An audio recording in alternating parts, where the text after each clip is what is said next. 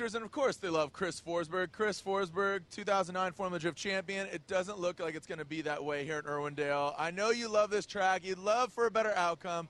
But, let's talk about your car and how you've basically propelled your car from last year to the beginning of this year to now in the latter part of this season. You changed up your engine. You've changed up under the hood. Yeah, after last season, we were just doing the whole, just keep it together, stay consistent. We're having great finishes. There's a couple new cars out. Some people were having issues. But then, coming into this year, we could tell that our car was starting to kind of taper off. It was difficult to keep up with some of the new cars that have been coming out, some of the new builds. And so we knew that it was time for a big change. And so, Nissan Motorsports hooked us up with this core truck engine, and we're pushing over 200 more horsepower. Kevin made a lot of suspension changes, and our car is, bigger and better than ever, even though it's a little late, but, it's evolving for next season. And let's talk about some of the critical parts, keeping cool. I mean, it's a beautiful, typical Southern California day, but let's talk about Vegas and how crucial it is to stay cool and utilizing those Mishimoto parts. Yeah, I mean, keeping a drift car cool is really important, especially when you get into those one-more-time battles and, you're just running back-to-back and, you get out to tracks like Vegas.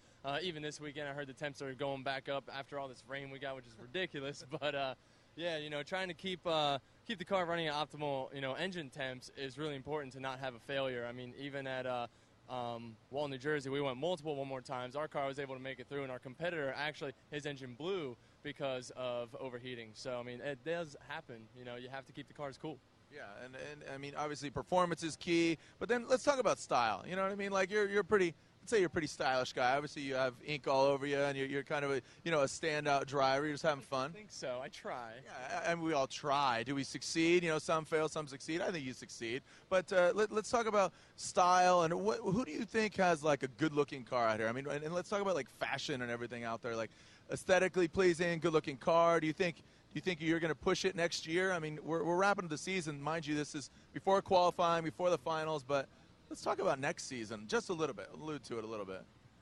Yeah, we're obviously looking to make some changes. Everyone's looking to make changes in the off season. It's kind of a no-brainer, but we do always try to keep a strong drift style with our cars. We try to keep it a little different than everyone else's. We don't want to just have same old body kit, flat paint, nothing really exciting happening. So I always, take a lot of personal time into the design of the car, the vinyl layout, and everything. So we'll see what we can come up with for next season. Cool. It's always good to hang out with you, and we'll wrap it up here at Irwindale.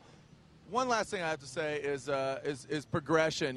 Just progression and what people can basically. We have the Pro-Am drivers out here. How can some of these Mishimoto parts basically help them progress into becoming a pro driver? I mean, we see.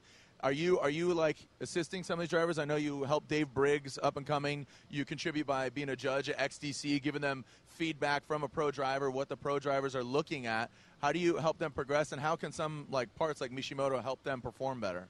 Well, obviously, the biggest difference from Pro-Am drivers to, the Formula D level drivers is their car setups. And, that goes right into, Mishimoto parts, keeping their cars cool, being able to get, good practice time and not, just going out there and having catastrophic engine failures every time they run, So got to make sure the car's reliable, and, keeping the car cool is obviously one of the most important parts of that equation.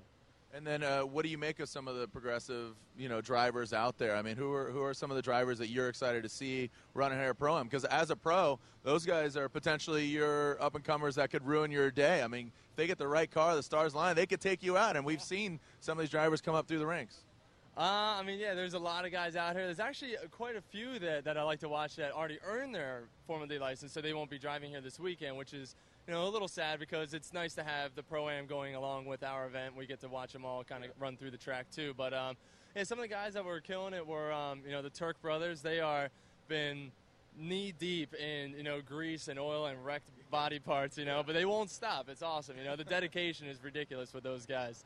And like Pat Sear, he's got his Corolla out here. He's never been to Irwindale before, and so he's really taken a knack to the bank. And we just want to see everyone out here push hard and just try and keep their car off the walls. Yeah, and even Kano from Thunder Drift, that kid up in Cato. Sorry, Kano. I'm sorry, whatever. Yeah, like I was saying, he's one of the guys that already earned his license, so we won't be seeing him drive this weekend. But he is here helping other guys out, and he's a fantastic driver. So it sounds like he'll be running with us next year. Yeah. So well, there you have it, Chris Forsberg keeping it cool with Mishimoto here at Irwindale. Sorry, Kato. I want to. Clutch Masters, and here we have the